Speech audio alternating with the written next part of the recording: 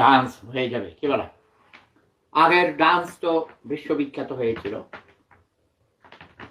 এটাও বিশ্ববিখ্যাত হবে। আচ্ছা, আগের বারে অনেকে বলেছে যে আমি নাকি নেংটু, এটা কি নেংটু?